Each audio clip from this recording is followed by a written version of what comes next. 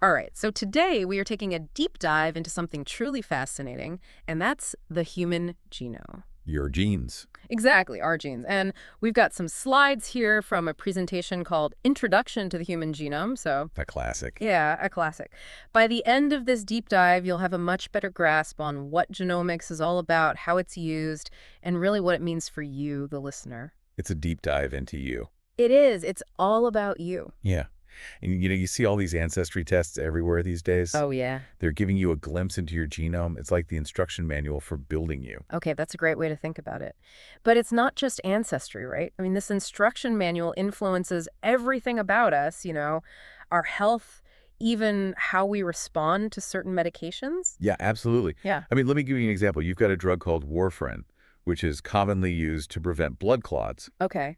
But the dose that's effective and safe for one person could be dangerous for another. Really? Why is that? Well, variations in certain genes can affect how our bodies process warfarin.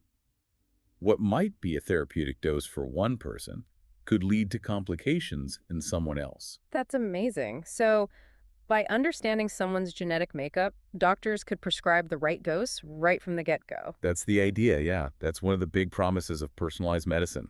You know, tailoring treatments to individuals based on their genetic blueprint. I love that. And this is where bioinformatics comes in. Bioinformatics, is that like computer science meets biology? You got it. You're using computers to analyze massive amounts of biological data, like the kind we get from sequencing a person's genome. Okay, so instead of scientists having to go through tons and tons of data manually, bioinformatics can kind of help make sense of it all. Exactly. It's like a superpower detective for your DNA. Yeah. Right? We can determine the function of a gene, figure out evolutionary relationships, predict the structure of proteins. We can even help develop new drugs, all thanks to bioinformatics. That's wild. And speaking of DNA, let's talk about DNA typing, also known as DNA fingerprinting.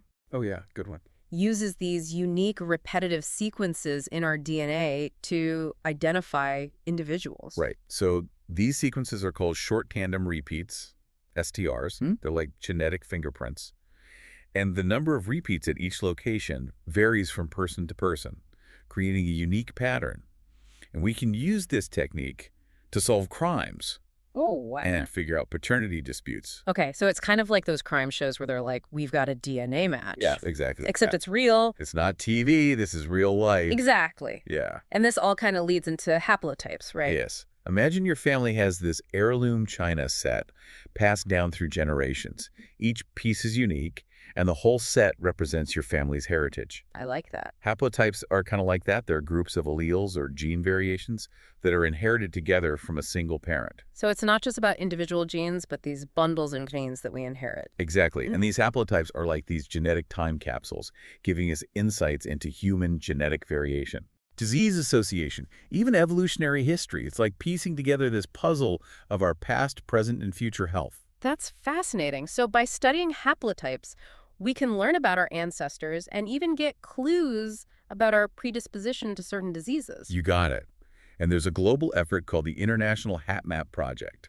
It's dedicated to cataloging these human haplotypes, creating this vast resource for researchers worldwide. It's amazing to think about all that information packed into our DNA, and we're really only just beginning to unlock these secrets. Now I understand there's another exciting field called pharmacogenetics. Yes, it's the study of how genes affect individual drug responses. Remember warfarin from before? Right. That's pharmacogenetics in action. So imagine a future where your doctor prescribes medication specifically for you based on your genetic profile, minimizing side effects and maximizing effectiveness. Exactly. Personalized medicine at its finest. And then there's gene therapy, which aims to treat or prevent diseases by altering genes, like having a biological repair crew that can fix a broken gene. So instead of treating the symptoms, we could target the underlying genetic cause. Precisely. Gene therapy involves inserting a normal gene to replace an abnormal one, Yeah. correcting the defects responsible for disease development. And this holds incredible promise for treating a wide range of diseases, from genetic disorders to cancer. That's incredible. It sounds like science fiction, but it's happening right now. It is, Ah. and it's advancing at an incredible pace. But hold on tight, because it gets even more mind-blowing when we get into gene editing. Gene editing. Now that sounds like something straight out of a sci-fi movie. Well, it might sound futuristic, But it's becoming a reality thanks to this revolutionary tool called CRISPR-Cas9. CRISPR-Cas9, what in the world is that? Go like this. Imagine you have a word processing document, right? Okay, yeah. And you want to change a specific word. CRISPR-Cas9 is like a molecular editor that allows scientists to target and alter DNA sequences with incredible precision. Wait, so we're talking about actually editing the very code of life. Exactly. And it has the potential to revolutionize medicine, agriculture, so many other fields.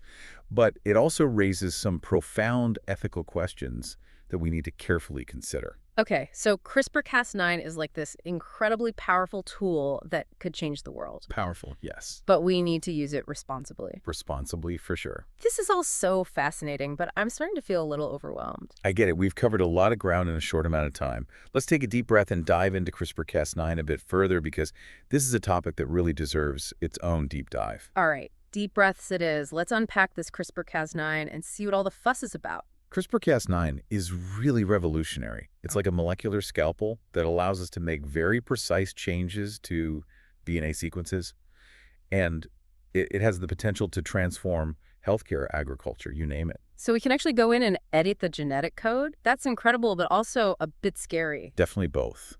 Imagine the possibilities. We could correct genetic defects that cause diseases, like cystic fibrosis or sickle cell anemia. Wow, that would be life-changing. For so many people, we could cure inherited diseases at their root. Exactly. And it's not just limited to treating diseases. CRISPR-Cas9 could also be used to develop new crops that are resistant to pests or diseases, leading to increased food production. So it's like this multi-purpose tool for solving problems at the genetic level. Yeah. You mentioned ethical questions earlier. What are some of the concerns? Well, one of the biggest concerns is the potential for unintended consequences. When you edit a gene, you could inadvertently affect other genes or cellular processes. So it's like a domino effect where changing one thing could lead to unforeseen changes elsewhere. Exactly. We need to be extremely cautious and do extensive research to ensure that CRISPR-Cas9 is used safely and effectively. That makes sense. We don't want to create more problems than we solve. Are there any other ethical considerations? Another big one is the potential for using CRISPR-Cas9 for non-therapeutic purposes, like enhancing physical traits or intelligence. This raises a lot of questions about what's ethically acceptable and what could lead to social inequalities. It's like opening Pandora's box. We have this powerful tool, but we need to make sure it's used for the right reasons. Absolutely. We need to have open and honest conversations about the ethical implications of CRISPR-Cas9 and establish clear guidelines for its use. So it's not just a scientific challenge, but also a societal one. Exactly. And the decisions we make today will have a lasting impact on future generations. Wow. This has been an incredibly thought-provoking deep dive. We've gone from the basics of genomics to the frontiers of gene editing, and it's clear that this field is rapidly evolving. It's a testament to human ingenuity and our relentless pursuit of knowledge. But as we unlock the secrets of our genes, we must proceed with both enthusiasm and a healthy dose of caution. Well said. So to wrap things up, All right. what's the one key takeaway you hope our listener walks away with from this deep dive? I'd say the biggest takeaway is that the world of genomics is full of incredible possibilities, but also complex challenges. We've learned about personalized medicine, ancestry tracing, gene therapy, and even gene editing. These advancements have the potential to transform our lives in profound ways, but we need to be mindful of the ethical considerations and ensure that these technologies are used responsibly for the benefit of all humankind. It really feels like we're at the beginning of this whole new era of medicine and science. Oh, for sure. I mean, it's a super exciting time to be alive. The discoveries that are happening right now in genomics are just like mind-blowing. It's at an unprecedented pace. No. It's hard to even imagine what the future holds. We talked about personalized medicine, Right. where treatments are tailored to your unique genetic makeup. Yeah, and gene therapy, where we can potentially cure inherited diseases by correcting those faulty genes. And then there's CRISPR, which is like this, Like a molecular editing tool almost that allows us to rewrite the code of life. Yeah, exactly. It's the possibilities are mind-boggling, but as we've discussed, we have to proceed with caution, right?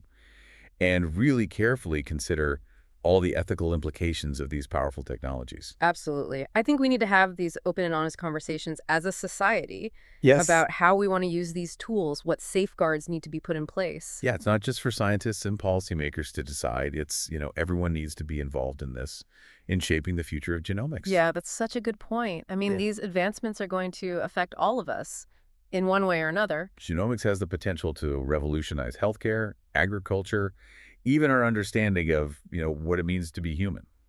So as we wrap up this deep dive, is there any, key takeaway that you hope our listeners are walking away with? I think the most important thing is to stay informed, right? Yeah.